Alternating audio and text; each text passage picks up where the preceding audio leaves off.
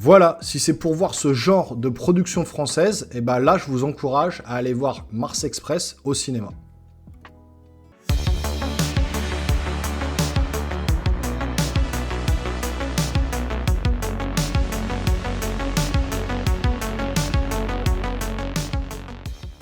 Bonjour les amis, bienvenue sur la chaîne, j'espère que vous allez bien.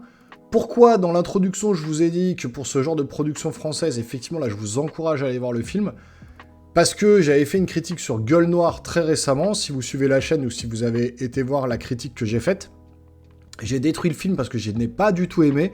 Et effectivement, je vous ai incité à pas aller le voir au cinéma. C'est peut-être une erreur de ma part, j'en conviens. Il faut toujours se faire son propre avis. Mais pour moi, Gueule Noire n'encourageait pas les films français à être vus au cinéma parce que pour moi, c'était juste catastrophique. Mais là, clairement, sur Mars Express, film de Jérémy Perrin, film d'animation, style manga, on va dire, style animé manga, style animé japonais. Là, oui, je vous encourage à aller au cinéma pour justement encourager ce genre de production. On a très peu et on a trop peu de films d'animation comme ça, à la japonaise, faits par des Français, avec une histoire mature, adulte, avec du sang, avec du sexe, avec voilà, du polar bien noir, interdit, on va dire, au moins de 16 ans, si on allait par là, quoi, parce que franchement, c'est un dessin animé, un film d'animation qui est très mature, et donc c'est vraiment un film d'animation pour adultes que je suis allé voir. Et donc, ça, oui, j'encourage tout le monde à aller le voir pour qu'on en ait plus au cinéma, parce que ça vaut le coup. C'est un film que j'ai vraiment beaucoup apprécié. Il dure 1h25, c'est un film qui est sorti la semaine dernière au cinéma. Franchement, il va pas rester longtemps, je pense, en salle. Donc, jetez-vous dessus, allez le voir. Ça dure 1h25, c'est pas très long. Et ça raconte quoi? Eh ben, on est en 2200. On va principalement passer l'aventure sur Mars, puisque Mars a été colonisé. Et on va suivre l'aventure d'Aline, qui va être suivie par un coéquipier à elle, qui est un robot, qui s'appelle Carlos, et qui est ce qu'on appelle un sauvegardé.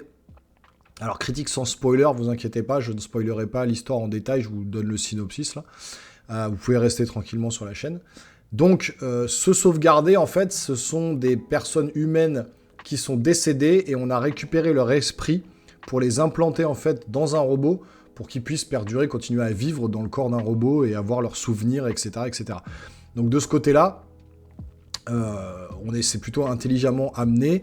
Donc on suit Aline et Carlos, donc, qui sont des détectives en fait, et qui vont être menés à enquêter sur une jeune femme très douée dans la technologie et qui va disparaître. Et tout va être mené autour de cette enquête. Ça va nous mener dans les tréfonds un petit peu de Mars, dans le côté un peu mafieux, le côté un peu polar, un peu thriller. Ils vont voir les bas-fonds de la planète Mars avec voilà, tous ces trafiquants, etc. Donc on va être un peu dans une ambiance un petit peu à la Blade Runner, à la Cyberpunk 2077, je dirais même, le dernier jeu vidéo en date. Et donc on va être plongé dans cette ambiance un petit peu cyberpunk. Et ça fait le taf, ça marche très très bien. Alors au niveau de l'animation, déjà, je trouve qu'il y a cette patte un peu française. Alors c'est doublé par Léa Drucker, etc. Au niveau du doublage français, on ressent un petit peu on sent que les acteurs sont quand même investis dans le rôle. Au niveau de l'animation, c'est assez bien animé, on n'est pas sur de l'animation japonaise. On garde cette patte un peu française, justement, qui fait le taf.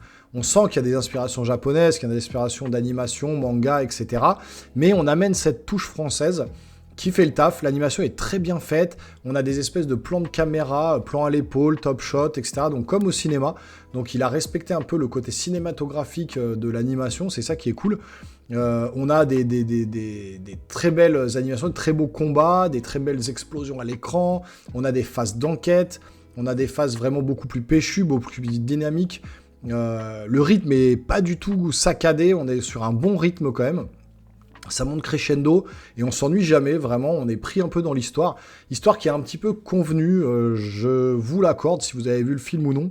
En tout cas, j'avais l'impression de voir un petit peu le scénario de e-Robot, quoi, avec Will Smith.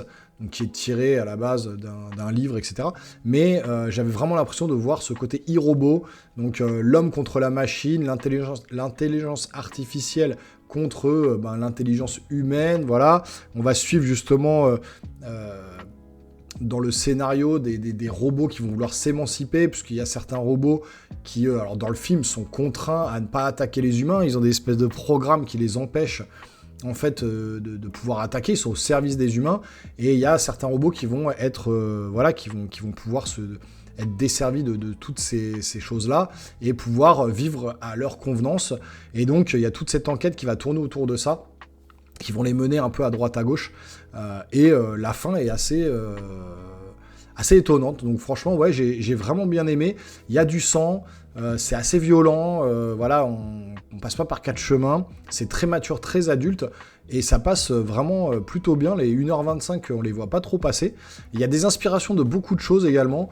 J'ai retrouvé du Robocop, clairement, puisque Carlos, qui est l'être sauvegardé, le robot sauvegardé, là, comme je vous ai parlé au début, qui suit Aline, eh ben, il a une femme, une fille, et effectivement, tout comme Alex Murphy dans Robocop, il va avoir ses souvenirs avec sa femme et sa fille, va vouloir aller la voir, sauf qu'il a une interdiction de s'approcher, parce que maintenant c'est une machine, et donc comme il est au service des humains, il n'a pas le droit d'aller voir sa fille et sa femme, etc. etc. Donc on ressent un peu ce côté Alex Murphy, hein, ce côté Robocop, il y a une grosse inspiration Robocop, il y a une inspiration de Terminator également, puisqu'ils vont être poursuivis par des espèces de machines un peu presque en métal liquide, donc on retrouve un peu ce côté T-1000, Terminator 2, donc inspiration de Terminator, hein, de James Cameron. On va avoir aussi certaines phases un petit peu à la Demolition Man, je vous en dis pas plus parce qu'il y a certains petits aspects du film où à un moment j'ai dit ah mais ça c'est vraiment copié sur Demolition Man, etc. avec Stallone. On a beaucoup d'inspiration du coup de e-robot, vraiment je trouve que le côté e-robot est vraiment omniprésent pour ma part. Du Blade Runner, etc. comme je vous ai dit. Donc vraiment on est sur des inspirations comme ça qui sont bien, hein. On peut piocher à droite à gauche, prendre des choses qui ont bien marché et qui sont dans la tête des gens, des très bons films de science-fiction, de SF, des films dystopiques, des films comme ça, où ça marche plutôt bien. Donc franchement, je trouve que les idées qui ont été pompées à droite à gauche sont bonnes, et je trouve qu'il y a plein de petites idées comme ça, des espèces de technologies, des gadgets, qui sont vraiment très bien pensés, que j'avais jamais vu dans d'autres films d'animation ou dans d'autres films tout court. Et je trouve que tous ces petits gadgets, ces petites choses de la vie courante qu'on voit pour améliorer la vie des humains ou des robots, je trouve que il a trouvé des bonnes idées, ce monsieur Perrin, pour son film. Et je trouve qu'il a tapé dans le mille. Moi, je me suis pas ennuyé.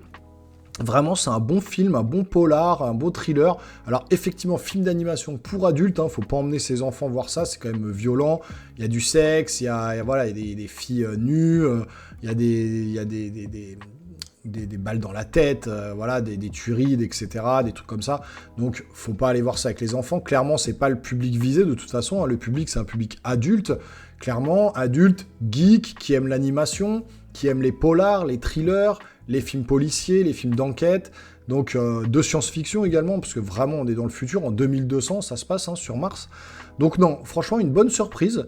J'ai trouvé ça hyper sympathique, hyper rafraîchissant. Parmi toutes les boosts de films qu'on a vus dans l'année, et ça donne un peu de peps au cinéma, et surtout au cinéma français. N'en déplaise à ceux qui m'ont critiqué concernant Gueule Noire, et qui m'ont dit que je comprenais rien au film, et que je devais pas descendre le film parce que c'était un des meilleurs films qu'ils aient jamais vu de leur vie. Bon, voilà, je vais pas revenir là-dessus. Je ne vais plus vous inciter effectivement à ne pas aller au cinéma, ça c'est pas mon rôle, effectivement mon rôle c'est de vous apporter mon avis subjectif, mais vous avez raison, dans un sens tout le monde doit se faire son propre avis au cinéma, et justement après en débattre en commentaire tous ensemble dans la bonne humeur, c'est le credo de la chaîne. Moi je réponds à tous les commentaires, mais les commentaires haineux, les commentaires où je me fais insulter pour rien, ça reste que du cinéma, ça reste qu'une chaîne YouTube. Ceux qui ne veulent pas me voir, m'écouter, vous n'êtes pas obligé de rester sur la chaîne.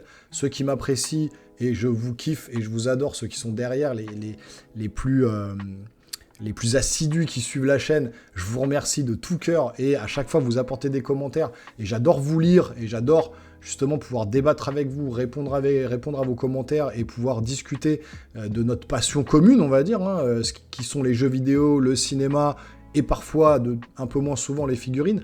Mais en tout cas, voilà, j'aime beaucoup débattre. Donc si vous avez vu le film, n'hésitez pas à venir me dire tout ça dans les commentaires. Et puis, moi, je vous encourage vraiment, pour le coup, là, cette fois-ci, contrairement à Gueule Nord, je vous encourage vivement à aller soutenir ce genre de projet au cinéma, parce que j'aimerais bien en voir plus de ce genre de films d'animation dans les salles en France. Donc n'hésitez pas à aller le voir au cinéma, revenez dans les commentaires, abonnez-vous, lâchez un petit pouce, ça fait toujours plaisir. Et nous, on se revoit très rapidement sur la chaîne pour de prochaines vidéos. Portez-vous bien les geeks, ciao ciao.